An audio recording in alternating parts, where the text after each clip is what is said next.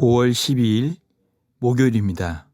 오늘 새벽 우리에게 주시는 하나님의 말씀은 마태복음 4장 18절로 22절까지의 말씀입니다.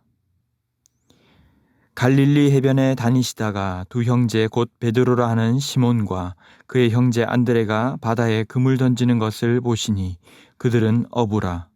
말씀하시되 나를 따라오라. 내가 너희를 사람을 낚는 어부가 되게 하리라 하시니 그들이 곧 그물을 버려두고 예수를 따르니라.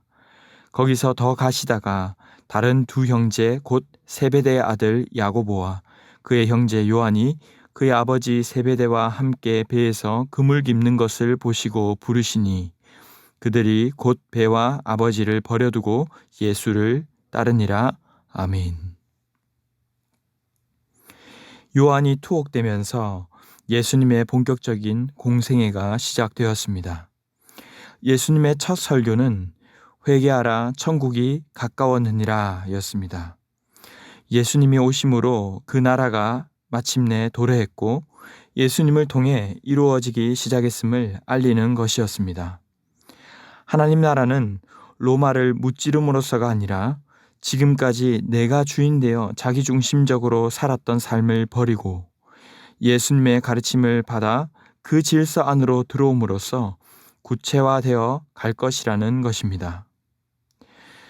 첫 설교를 마치신 예수님은 공식적인 사역을 시작하시는데 그 첫 번째 사역은 바로 사람을 찾아 나선 것이었습니다.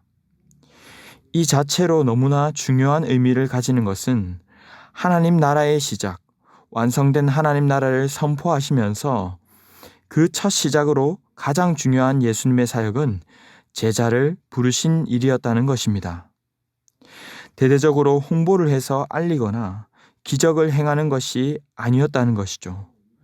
사람을 통해서 천국 복음을 선포하시겠다라는 것입니다. 예수님은 왜 사람을 부르는 것으로 시작을 하셨을까요? 예수님 혼자서는 부족하셨던 걸까요?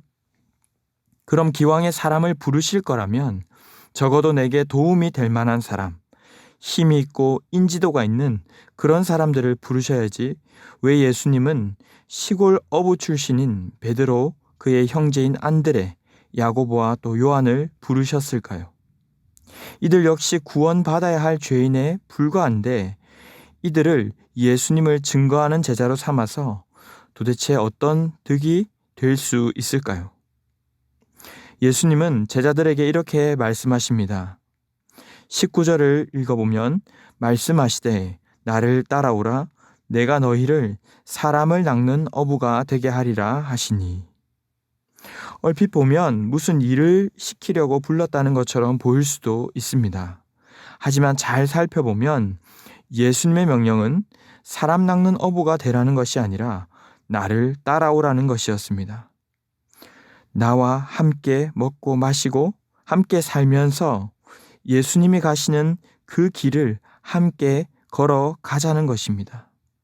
이것은 물리적인 측면도 있겠지만 예수님께서 가시고자 하시는 그 방향, 그 뜻을 함께 공유하고 따르라는 것입니다.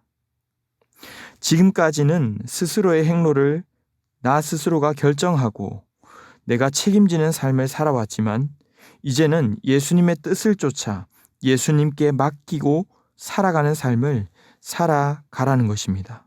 주인이 바뀌는 것이죠. 뒤에서 살펴보겠지만 지금껏 내가 믿고 의지하며 살았던 모든 것, 가족과 나 자신까지도 부인하고 살아가는 삶을 요구하고 계시는 것입니다. 그렇게 할 때에 예수님께서 내가 너희를 사람 낚는 어부가 되게 하겠다라는 것입니다. 예수님께서 어부로 표현하신 것은 중요한 의미가 있습니다. 어부의 삶은 산 고기를 잡아다가 죽여서 나의 삶을 영위하는 삶입니다. 하지만 오늘 나를 따라오라의 순종함으로 반응하게 될 때 함께 찾아오는 것은 죽은 영혼을 살리는 생명을 불어넣는 삶으로 인도하시겠다라는 것입니다. 예수님은 어떤 계산을 하시고 이들을 부르신 것이 아니라 이들의 삶을 생명으로 인도할 뿐만 아니라 생명을 불어넣고 살리는 삶으로 강력하게 초대하시는 것입니다. 감사하게도 이들은 이러한 초청에 흔쾌히 응하기로 합니다. 20절, 그들이 곧 그물을 버려두고 예수를 따르니라. 곧 오랜 시간이 걸리지 않았습니다. 말씀에 즉각 순종했던 것이죠. 이들은 평생을 자신이 살아온 길을 포기하기로 합니다. 이 말씀은 그렇다고 해서 우리가 하고 있는 일이나 직장을 다 포기하라는 뜻이 아닙니다.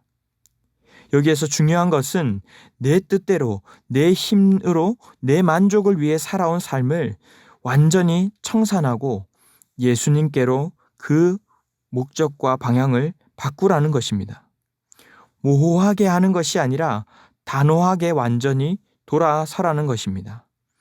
22절은 그들이 곧 배와 아버지를 버려두고 예수를 따르니라 라고 말씀하고 있습니다. 사랑하는 성도 여러분, 오늘의 말씀이 우리에게 무엇을 말씀하고 있습니까? 하나님은 사람을 부르심으로 시작하십니다. 주님은 주님을 따르는 우리를 동력자로 부르셨다는 것입니다.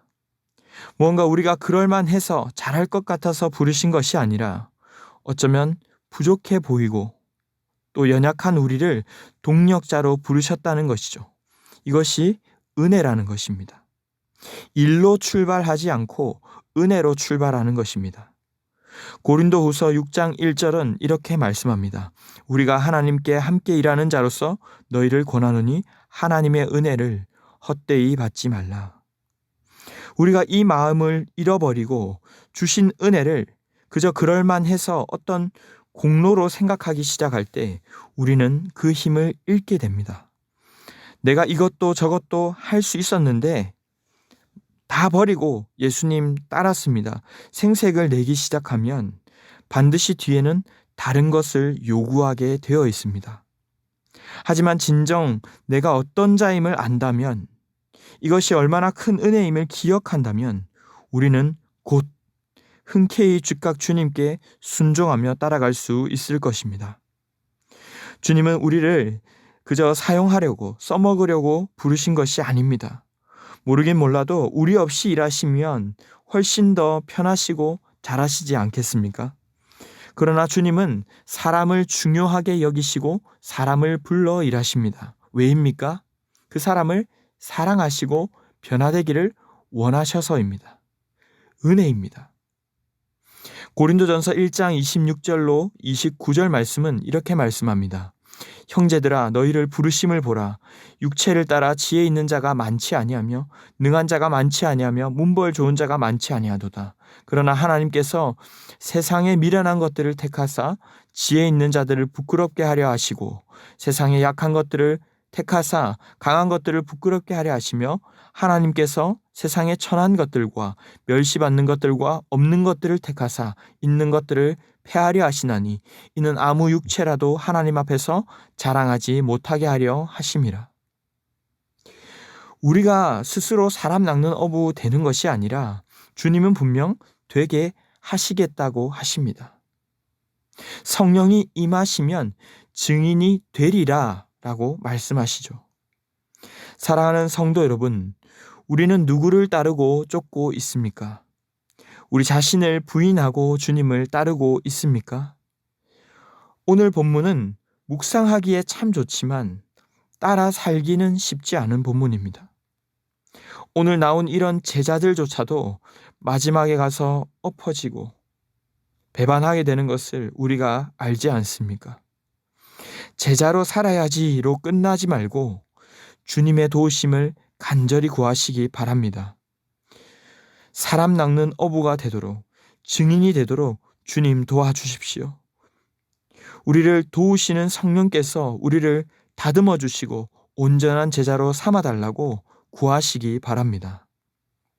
구원이 값없이 주신 선물임은 분명하지만 값싼 선물은 아님을 기억하고 주님을 따르기에 나는 무엇을 버려야 하는가? 주님을 따르는 데 방해되는 것은 무엇인가? 깊이 묵상하시면서 오늘도 주님을 기꺼이 그러나 기쁨으로 따라가는 하루 되시기를 주님의 이름으로 축원합니다. 기도하겠습니다.